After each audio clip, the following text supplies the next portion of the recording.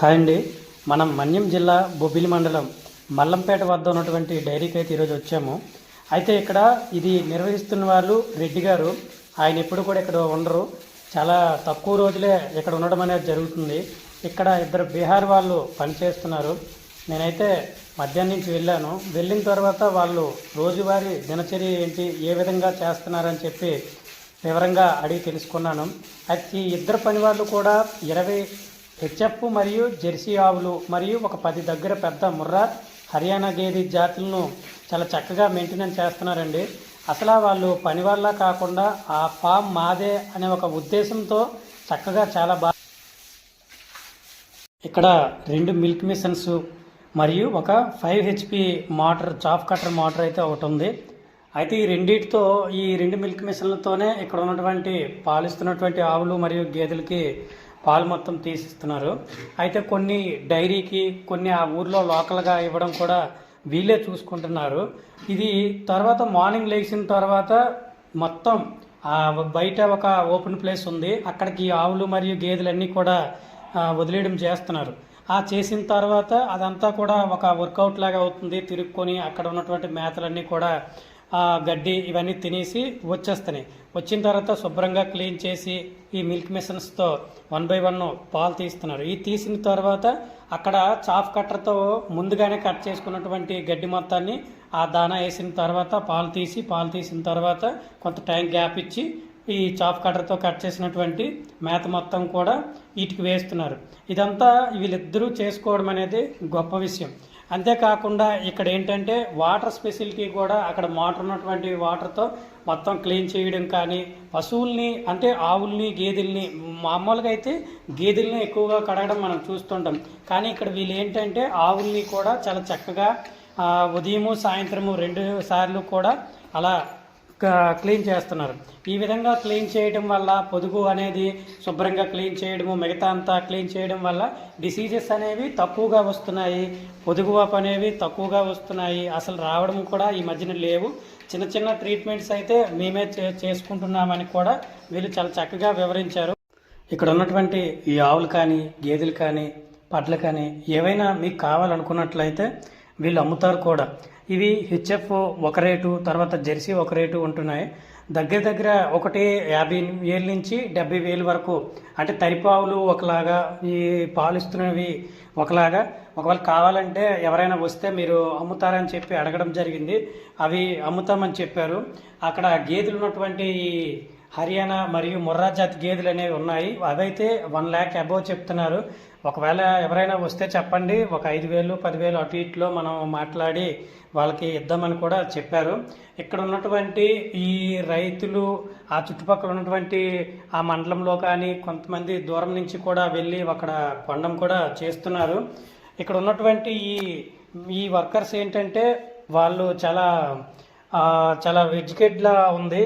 వాళ్ళు మొత్తం ఫామ్ని వాళ్ళే మెయింటైన్ చేస్తున్నారు. అంటే దానా తెప్పించడం కానీ, అంటే బయట నుంచి దానా కొనడం కానీ, మెడిసిన్ తీసుకోవడం కానీ, తర్వాత చిన్న చిన్న ట్రీట్మెంట్స్ కూడా వాళ్ళే చేయటం వల్ల అనవసరమైనటువంటి భారాలు, అదనపు భారాలు వానర్కి లేకుండా తక్కువ ఖర్చుతోనే ఈ ఫామ్ని మెయింటైన్ చేస్తున్నారు. ఇది చుట్టుపక్కల మొత్తం పొలంలో దీని తాలకు సంబంధించినటువంటి వేస్టేజ్ అంతా కూడా ఆ వాటర్ అంతా బయటకు వెళ్ళి బయట ఉన్నటువంటి ఆ పొలంలోనే ఈ యొక్క ఫాడర్ అనేది, ఈ పశువులకు సంబంధించినటువంటి ఫాడర్ అనేది పెంచడం వల్ల అక్కడ వాటరు, తర్వాత ఇక్కడ ఉన్నటువంటి ఈ పేడతాలకు నీళ్లు ఆ లోపలికి వెళ్ళి అది గర్తంలా ఉపయోగించుకొని అక్కడ పెరుగుదల కూడా బాగుంది. చాలా చక్కగా చుట్టుపక్కల కూడా ఎటువంటి డిస్టర్బెన్సెస్ అయితే లేవు.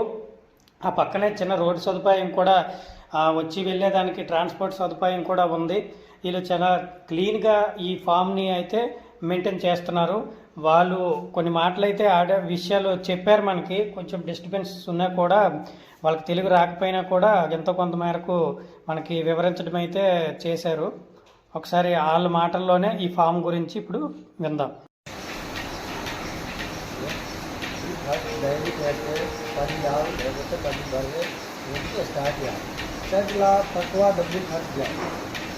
పాలు మిషన్ పెడితే మీకు టైం చాలా తక్కువ పడుతుంది. వర్కర్కి కష్టం కూడా తక్కువ, పని ఎక్కువ అయిపోతుంది.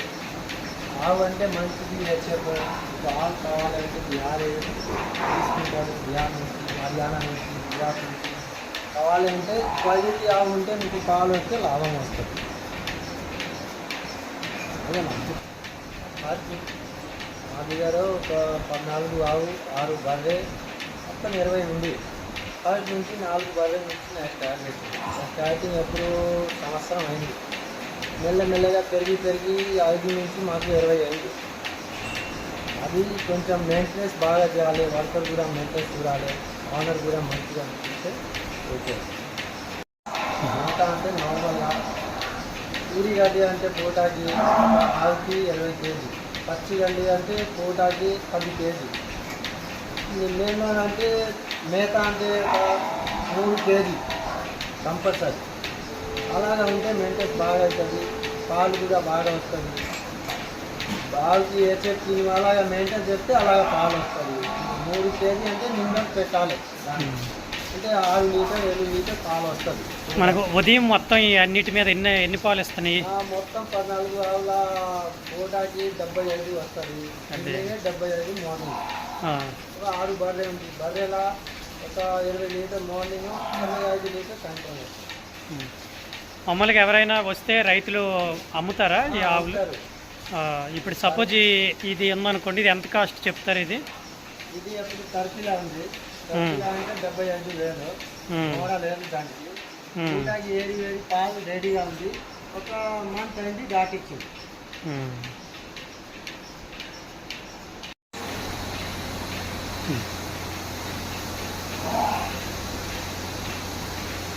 గేదెలు అంటే హర్యానా గేదెలు ఉంది, దాని పూటకి 9 నుంచి పాలు ఇస్తుంది.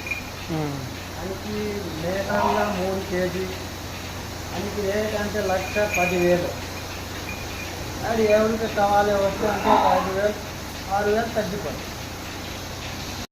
ఈ మధ్య బాధాకరమైనటువంటి విషయం ఏంటంటే మన పాడి రైతులకి చాలా దగ్గరలో ఉన్నటువంటి కొన్ని డైరీలు అయితే పాలు తీసుకోకుండా, అంటే కొంత పాలు ఒక 10 లీటర్లు పట్టుకెళ్తే 5 లీటర్లు తీసుకోవడం, తర్వాత మరొక 30 లీటర్లు తీసుకుంటే అందులో 15 లీటర్లు తీసుకోవడం, మిగిలినవి రిటర్న్ చేస్తున్నారని చాలా దగ్గరలో విన్నాము.